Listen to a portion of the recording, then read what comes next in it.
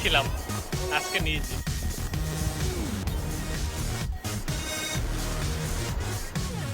একেবারে বর্ডারের কাছাকাছি চলে আসছি। পানির যে শব্দটা শুনছিল, এটা একটা মনে হয় ভালোই হতো। কেমন লাগছে অবশ্যই। সাদা পাথর, দূরে একটা মসজিদ, ওই পারে ইন্ডিয়া।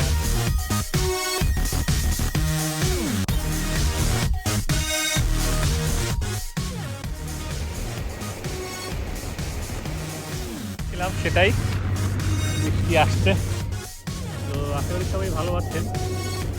ছাতা নিয়ে আছি। গতবারও যখন